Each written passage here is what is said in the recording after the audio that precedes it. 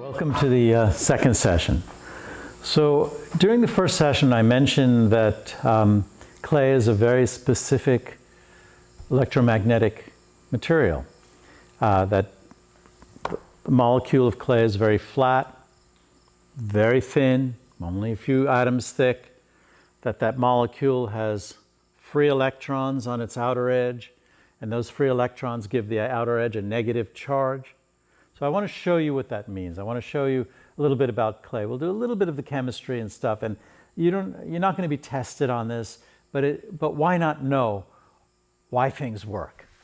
Everything has a reason. Let's figure out the reason. Why can clay do this and no other material do that? Why is that? It's because of these electromagnetic charges.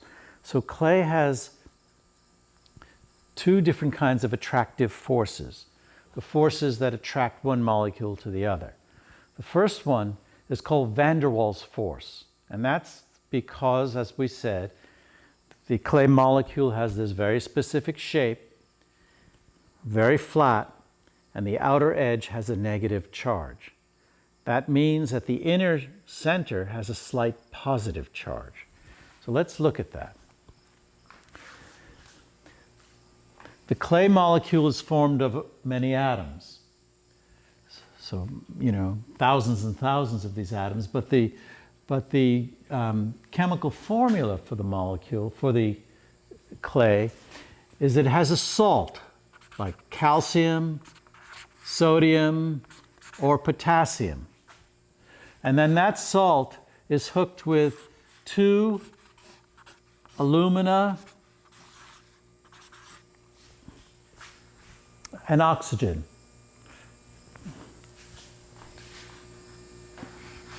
And that is hooked with this side, silica. And that is hooked with water. Each of these has a size.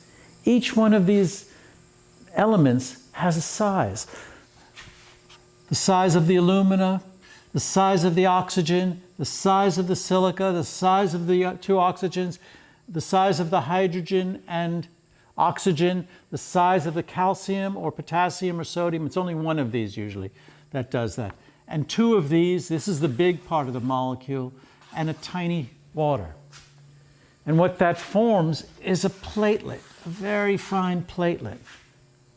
The platelet, because it's made of atoms, the outer edge of each atom has an electron going around it. And that electron is going around that outer edge, and it makes a negative charge on the outer edge. That makes a positive charge on the inner side of the molecule. And that another negative charge molecule with the outer edge is attracted to that. So that's attracted. So that's called van der Waals force. Van der Waals force, that type of electronic attraction, electromagnetic attraction. There's another kind, and it's called hydrogen bonding. So that's part of the attraction. The second part is called hydrogen bonding. Why? How come sometimes clay feels like this? You can bend it. I need to get a piece of clay.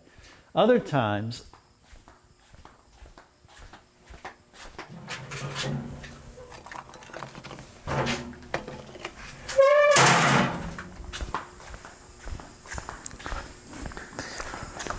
it's like this, and it's brittle. When it dries, it's just totally brittle. Other times, it's really wet and sticky. This is all clay. This is the same clay. Exactly the same chemical formula, the same clay from the same part of the earth. It's not clay, one from Africa and another one from South America, this all is from the exact same place. This is some of its different states. So what is the difference? What makes the difference? So I'm going to show you. I need a second to wash my hands. We have birds, nice. So I was talking about hydrogen bonding. So the difference in these clays, in this brittle, we call this green clay, this wet clay we call slip, which is like mush, and this plastic clay, which is perfect for making things out of, is the amount of water we mix with the clay. And why does the water stay in, and what does it do? Well, let's think about water. Water is H2O. So there are 2 hydrogens and 1 oxygen. These 2 hydrogens are part of this element of water. Oh, well, I guess water is not an element, but part of this molecule of water. And what happens is with clay platelets, they already have some attraction because of van der Waals forces. But tiny, tiny molecules of water get between them.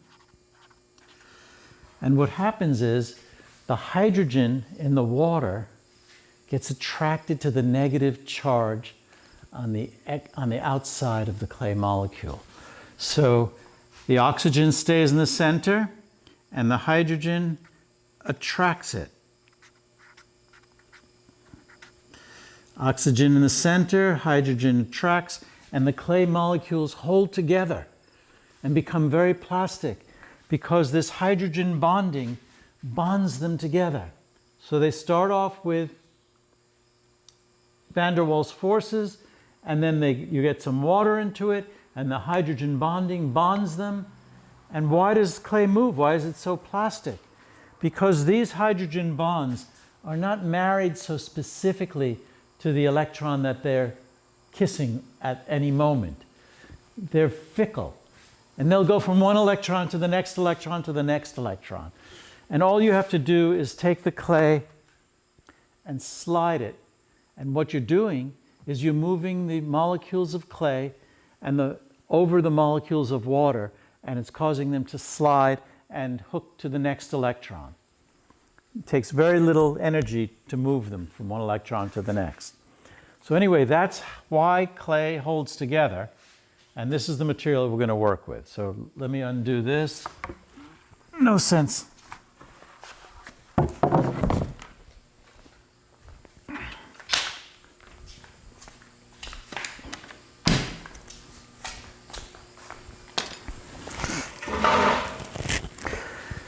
What does this mean, though? So in other terms, you've heard of, you know that Elon Musk wants to put human beings on Mars and stay on Mars. Well, why do they think they can stay on Mars? What's the thing? Well, they found out there's clay on Mars. What did you just find out? Wherever there's clay, there's water. Clay is made of water and stone. Stone plus water equals clay. A very special way of connecting, but now that we know there's clay on Mars, we know there's water on Mars. It may not be separated from the clay, but it's certainly easy to separate and make water steam out of the clay that's on Mars. We can also make housing on Mars.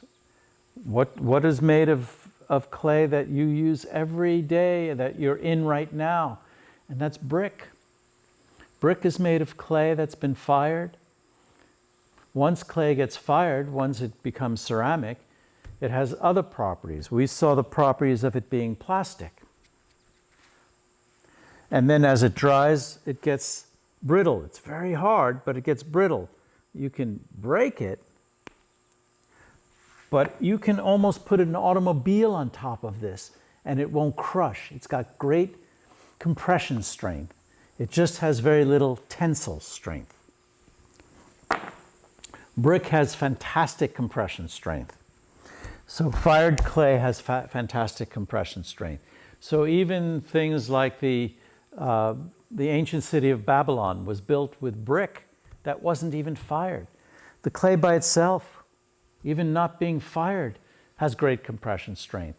But once it's fired, it has phenomenal compression strength. And you've seen the Empire State Building is built of brick. Other giant, now they're building with other materials. They're using steel and other materials. But the walls of all of those great buildings built in the 1920s, 30s, 40s, 50s are all made of brick, all made of clay. And they all hold the whole weight of that whole building up from the top to the bottom. 110 stories in the Empire State. Okay. So there are various states of drying in the clay. The clay can be green, it can be plastic, it can be wet, and there's something in between plastic and green that we call leather hard, where if you twist it, it might twist a little bit, but eventually it'll snap. And that's a great time to work with the clay to do the finishing work on your piece. So at each stage of the clay, you're going to be doing something different with the clay. So you may start building a form and it looks a little rough. You say, Professor, it looks so messy. I'd like to make it look cleaner. And I'll say, wait until it's leather hard, and then we can shave it down perfectly and make it very clean. So we have to learn about the different states of the clay. Our assignment is to build 10 small forms of clay. What's the difference between a form and a product? So what I want you to do is build 10 small three-dimensional forms. I don't want you to build a cup, a bowl, a bottle, a jar. Those are products. I want you to build a cube, a sphere, a trapezoidal solid, an abstract form that's three-dimensional. Doesn't have to be perfect, but I want you to learn how to build. Let's talk about building. So let's look at this clay. So the plastic clay is what we'll build with. And for our purposes, let's think about what happened when clay started to be used to make utilitarian objects. It's just easier to learn how to make these forms. So at some point, people needed utilitarian objects. Why? Well, at some point, people started to farm. Pottery and farming are symbiotic. Who knows what symbiotic is? One is dependent upon the other. The other is dependent upon the other. There's a mutual dependency in symbiosis. You couldn't have developed farming without pottery, and pottery would not have developed without farming. These two things developed at the same time, and there's a very good reason for it. And we'll go back to that period and sort of make up a story and see how that works. So at a certain point, people started to realize that you could take a seed and you could plant it, and a plant would grow. But they only had wild seeds. So, the first wheat was just the tiniest little kernel of wheat. It took millions of them to have any nutrition, any nutritional value, or sorghum, or whatever it was. But they noticed that some seeds didn't break down with wind, or the rain didn't kill the plant. So what started to happen about 12,000 years ago in China and about 10,000 years ago in the West was that people started to collect the seeds, the ones that survived natural disasters, and they had to keep the seeds somewhere. So not hard to keep the seeds, once you've collected them in September. In October, where were you living? You were living in a cave, or you were living in a straw. We're talking about 12,000 years ago. You were living in a straw house, Who else was living there with you? Well, fleas were living there with you. Who were eating the fleas? Mice, rats, vermin of all sorts were living in the house with you. This was normal, early human habitation. February rolls around and everyone is starving. The last seeds they were able to collect was early September. It's February. Nothing is growing. They saved a little, some to eat, but and they're catching animals, they're hunting and gathering, but they're starving. The mice go to all the seeds that you've saved, that you put into a little gourd, a little maybe natural gourd, because there's no plastic, there's no aluminum, there's nothing to hold things in. You can't carve stone, you don't have the stone to carve a stone vessel. So the only vessels they had were natural gourds that they dry, like pumpkins, let them dry, dig out the inside, and put their seeds in there. Well, the mice can eat through the gourd, and they ate through the gourd, and they ate the seeds, and there was no seeds to plant for June, for planting season. People were desperate to learn how to husband these plants, to make the better wheat, or to make the better corn in the New World, or to make better sorghum in Africa. So let's say there's a woman and she's making some baskets, and she goes down to this stream and she takes the basket and there's this really wet stuff. And she takes that wet stuff and she lines the basket with it. And that way she's able to put some water in the basket and take it up to the cave. And her name is Uma. So Uma takes the basket with water and she brings it up to the cave to her husband Ut. And she says, Ut, I have some water. I put some sticky stuff in the basket. And Ut says, let's warm up that water. So they put the basket on the fire, or by accident the basket burns. And the basket is woven reeds, and it burns so hot, hotter than the normal fire, that the sticky stuff gets hard. It turns hard. It's clay, and they fired the clay to a very low temperature, but fired it enough to make it hard. And they noticed that they can do that. The next time, or years later, or generations later, however that works out, they're able to just take the clay by itself and make their own form. So what are the first forms they made? So they may have taken something as simple as a couple of pieces of clay, and Uma stuck her thumb in it. And here's a form. And she took that piece of clay, it's plastic, and she's brilliant, just because it was ancient times, it didn't mean there weren't geniuses.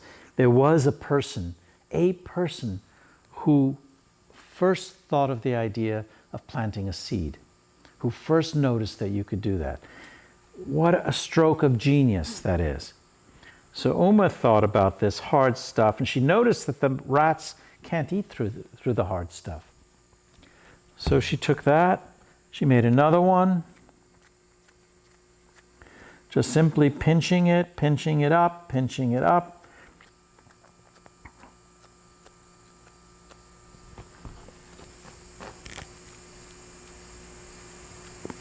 And she had an idea, she had a really great idea. She said, Oot, watch this. I think I have a way of keeping the mice and rats from eating our seeds next winter. And she put them together. This Uma, and the reason I think it's a woman is because women worked with clay exclusively throughout the Paleolithic time and early Neolithic time. Not until people started producing ceramics for trade did men start to work with clay. But up until that time, it was exclusively the realm of women. The studio I told you about, the one in the Czech Republic, that was a woman's studio. We know who she was. We actually have her bones. We found her buried under the studio with all 10,000 broken pieces and one complete, beautiful figure of a woman. So Uma makes this hollow form. And then she takes a piece of a rib from a reindeer, breaks it, has a sharp edge on it. They ate reindeer then. And she said, here's my idea, Ut, here's my idea. I'm going to take this and put a hole in it.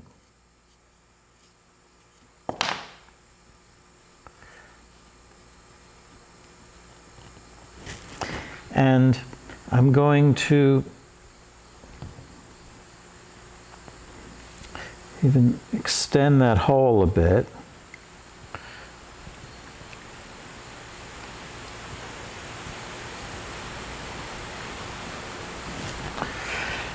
And my idea is to take a rock and with lanyard, with gut from an animal, tie that rock onto the top of this and keep our seeds in it for February so that the animals can't do it. And I have to tie this to something, so I'll make some places to tie.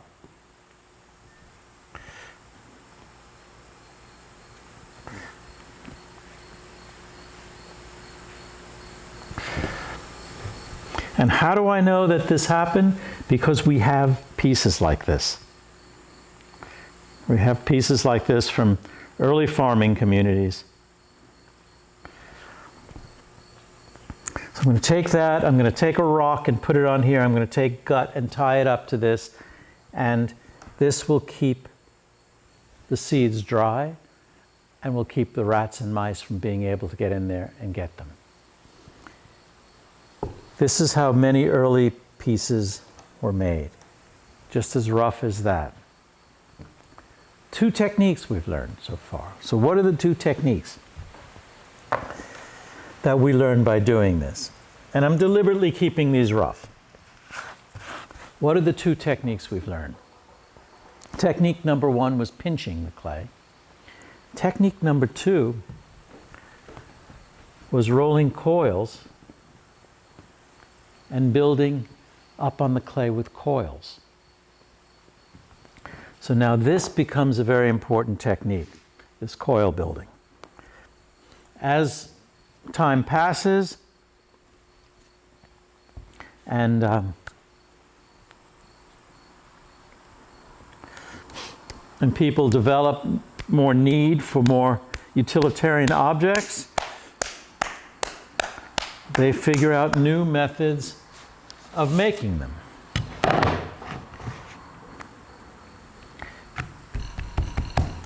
So they'll make a base and learn to roll out some coils. Now I'm going to roll a bunch of coils because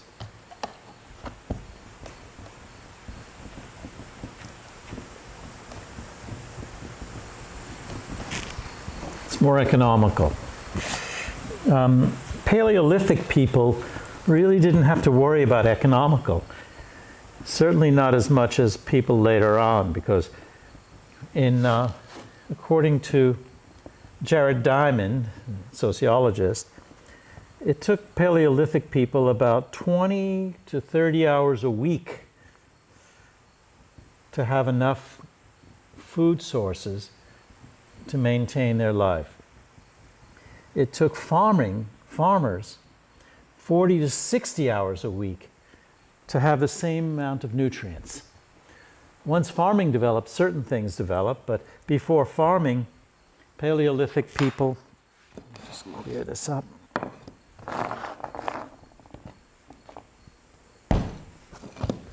had more free time than later on. They used their time for various other things. They made tools, they made stone implements, they had to make arrowheads or stones for axes. All of that took a huge amount of time, but their food preparation time was much shorter than Neolithic people. So Neolithic is called New Stone Age. Paleolithic is Old Stone Age. Paleolithic people were hunters and gatherers, and Neolithic people were farmers.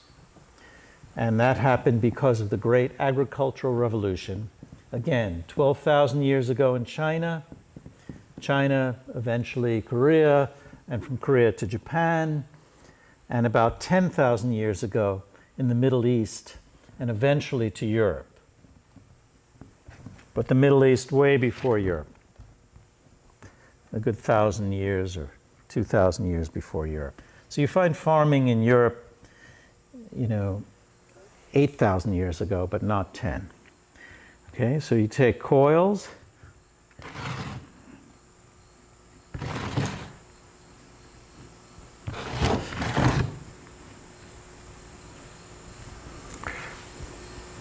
and then again.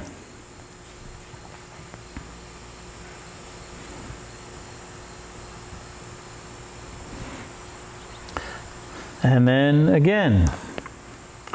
Notice that I'm not connecting the coil in the same spot. I'm cross-connecting. And if you look at ancient Neolithic pots, you'll see that they did the same thing. The coil connections were never in the same spot, one over the other. Now, it's easier to coil like this than to try to make a spiral. But you can reconnect pieces of clay once they're in good shape.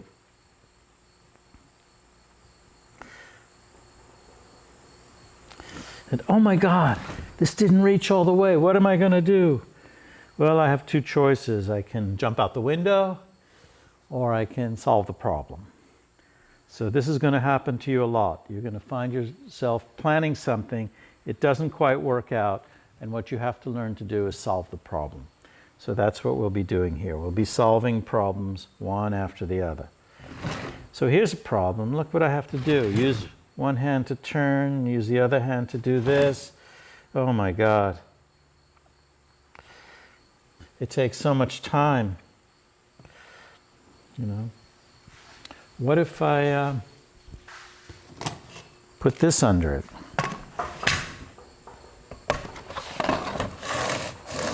Lazy Susan. What if I had a way of making that spin faster? Development of the potter's wheel. This is exactly how the potter's wheel developed. First with two plates. In most cultures, they were two ceramic plates that they turned, and in the Southwest Native Americans, they still use two plates. Everything is built by hand. The potter's wheel was never developed naturally in Native American culture. Okay, so we go out, out, out, and how do we get back in? I want to make a bigger jar for more seeds. We just start to build in.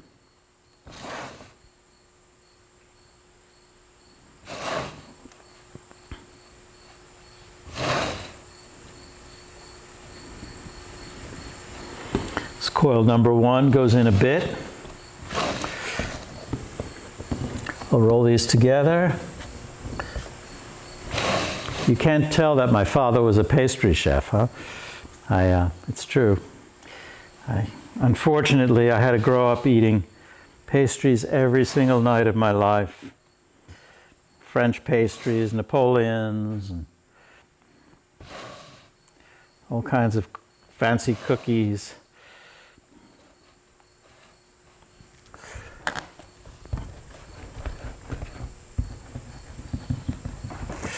My father told me the trick to rolling a good coil is spreading your fingers as you roll. Spread your fingers as you roll it.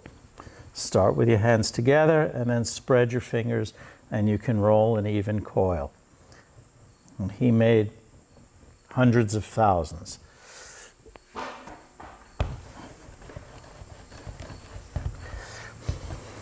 Now, there are some things clay will not do. I can't take this out and then bring it in sharply. It'll collapse. Clay only has a certain amount of strength to hold it up. So you will learn that, how far you can push it. Okay, I'll get to a certain point and then we'll go to another technique. But we've already started that other technique. What? I don't remember him doing a third technique. Okay, keep building in.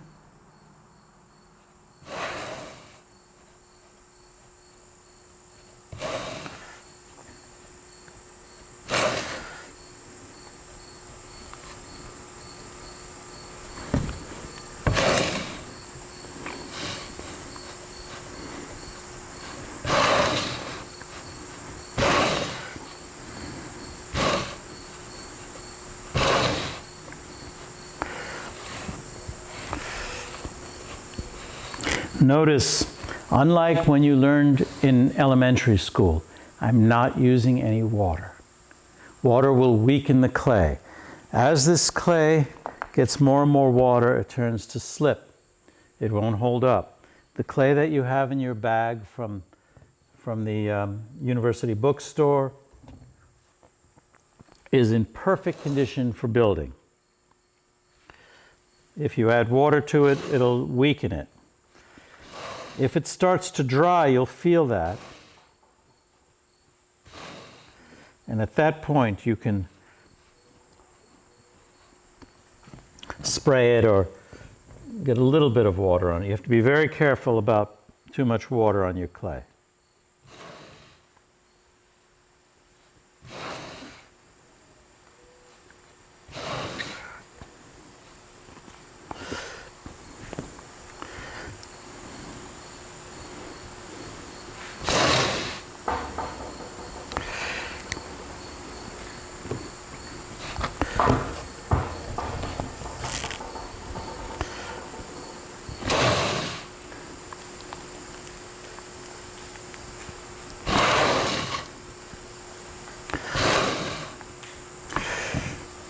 Okay, we're starting to get, oh no, I hate this. I hate it. What am I going to do? Oh, professor, it looks so ugly. What am I going to do? How am I going to make it better? Well, we have some tools. We have some tools in the toolkit. Here's one. It's a knife on one side. The other side looks like a fingertip. So if you wanted to widen this, you could. You want to push out. What other tools do we have? We have a wooden rib. It's called a rib. What can we do with it? Well, we can smooth it. What other tools do we have? We have a metal rib. Actually, this does a better job. Oh yeah, I like it smoother. But right now the clay has a lot of surface tension. There's a lot of water in it. So you can't smooth it perfectly at this point. You have to sort of wait a little bit till it stiffens. So let me get it fairly smooth, and then I'll go on to the next step. Oh no, this is pushed in here. What am I going to do? I'm going to fail the course. I won't get into medical school. Oh, my mother's paying so much money for this university. Oh. Or you can push it out. You could either, fret, cause yourself grief, or just push it out. Solve your problem. Don't worry. You're intelligent people. And what you're going to be doing here is solving thousands of problems with all of these pieces you make. I don't like this little area. The clay is still damp. I'll push that out. This one's out too far. I can take a little stick and take it in.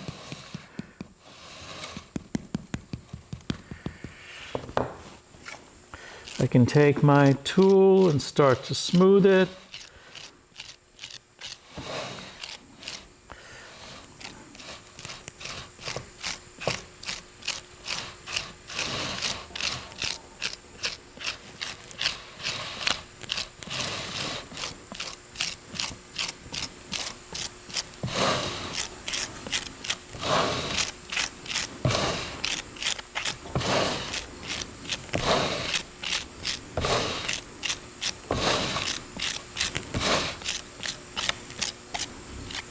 no, I don't like the shape. What am I going to do? I can change it. I can bring it in a bit. It's the best tool. I can take a little piece of wood.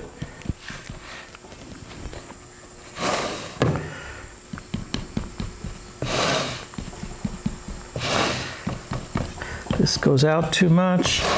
That goes in too much.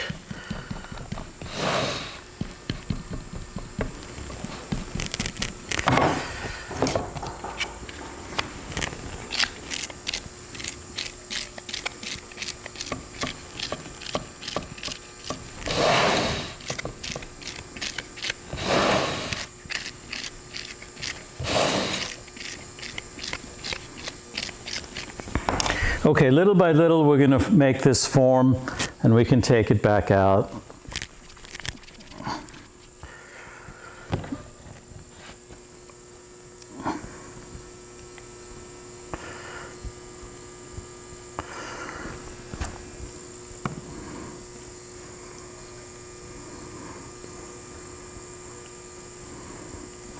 And now when you get to the lip, you might want to use water. Here's the only place where you want to use water. Oh, I really sort of like this. I want to make it smoother. What you don't want to do is coat your whole piece with water, but you can take the lip and dampen it and smooth it. And it may take a little bit of work, but it'll get cleaner and cleaner looking as you do this. Eventually, all of these lines can come out if you want that.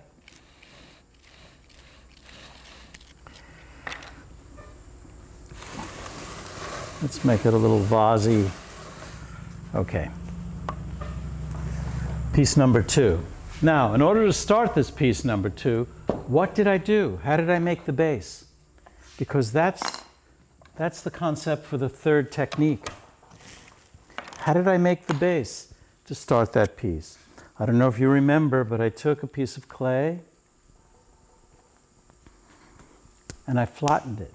Anybody make tortillas at home?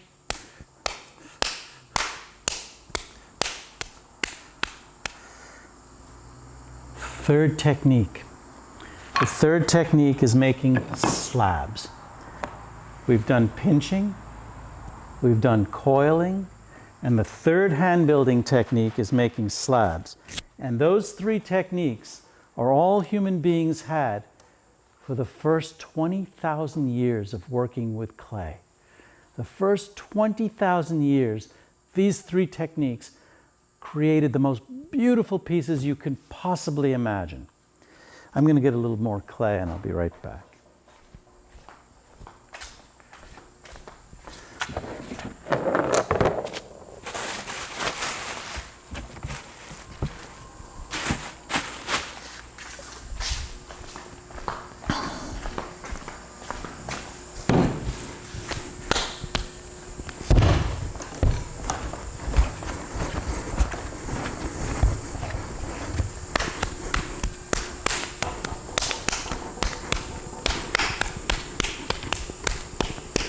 So here's my last technique, and it's the reason you need a cloth.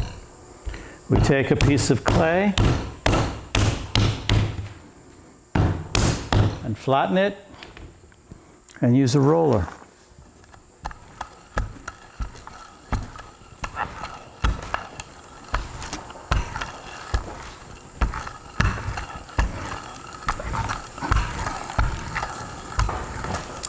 Oh my God, how do I get it even? Oh no, I'm not going to pass this course if I don't get it even. Well, there are various ways of doing that, but the easiest way would probably to take 2 pieces of wood that are exactly the same height and roll over those pieces of wood. I just don't have my second piece here, but anyway, you understand that. You can do that. Now I noticed something. I noticed there's a little air bubble here. You have to realize that sometimes a little air catches in the piece, and you can't allow that to stay. You have to take that air bubble out. the clay you got that you purchased from the school store has almost all the air bubbles taken out. But as you work, you might put an air bubble in there. Well, here's a slab. What can I do with it? How can I build with it? What can I do? Well, remember that the clay will accept any kind of texture. Maybe you want to play with an idea.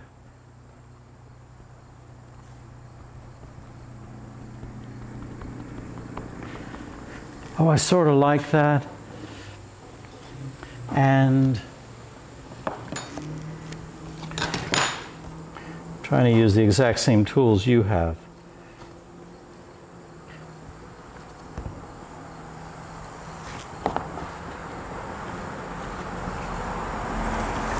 I want to make it even. I want this, I want that, I want.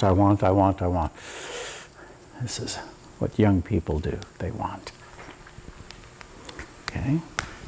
Let's make a base.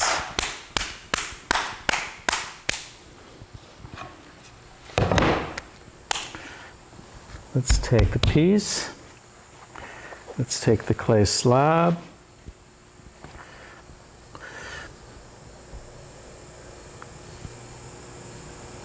And build around the base.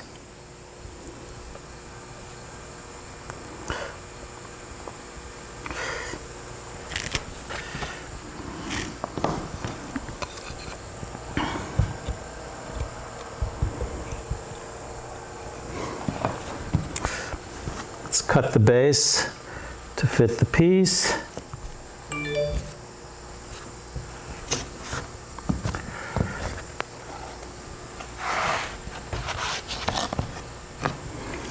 And let's connect it.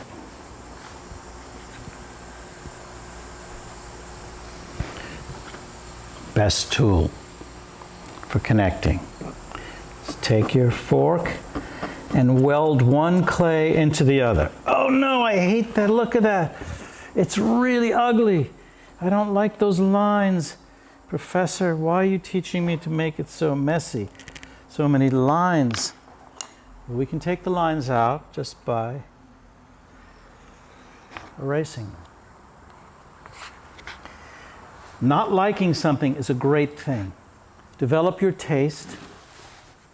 You don't like something, change it. Learn to change it. Learn to trust your own taste. I don't know how to make these meet. Well, we can make them meet just by taking another tool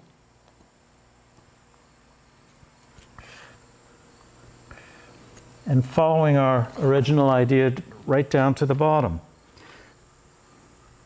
The reason I'm working on a board or on a cloth is so that the piece will come apart. This isn't connected, so it's just going to fall apart. Clay, in order for it to hold together, has to be, the two sides have to be absolutely welded together.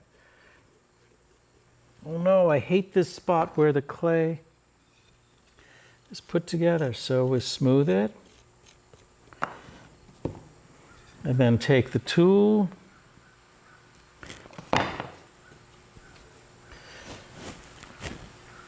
And put more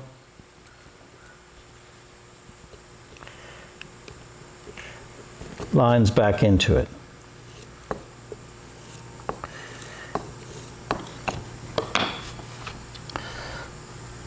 This part's down, build it up. This part's up, build it down, etc. We have the three basic methods of building with clay. These are the basic methods that have been used for thousands of years. For 20,000 years, there were no other methods. The potter's wheel had not been invented. The potter's wheel was invented somewhere around 6000 BC. People started firing clay 27,000 BC. So that's 21,000 years before the potter's wheel was invented. People made pottery with clay for 7,000 or 8,000 years before the potter's wheel was invented. They made it by coiling and building up with coils. So our first few projects are going to be done this way. We're going to work with hand building throughout the semester. If any of you want to use the potter's wheel, that's going to be something you can do on your own. Potter's wheels are not available in your home, and I can't force you to work in the clay studio, but the potter's wheels are available in the clay studio. The hours, the free hours are posted in the clay studio. You're welcome to come into the clay studio. So now we have a project, and the project is to build 10 small pieces through additive and connective methods. That means what I want you to do is use either pinching, coiling, or slabs to build these pieces. I want you to build 10 forms. I do not want to see cups with handles, ashtrays, pitchers, covered jars, anything like that. What I want you to do is build simple forms. Just learn how to build the forms. Sometimes taking the slab and letting it stiffen a little bit will make it easier to put two slabs together. Remember, to put two slabs together, using the fork is an excellent way. On your next project, I'll teach you how to take two stiff slabs and put it together. So if we have any questions, please send them to me on email, and I will see you on Zoom at our next session. Thank you very much. Make these 10 projects. Let's take a look at them on September 2nd, see how far you've gotten. So I would consider these slightly large for small projects. You can make them smaller than this, you can make them this size, whatever is most comfortable for you. Thank you very much. I'll see you next session.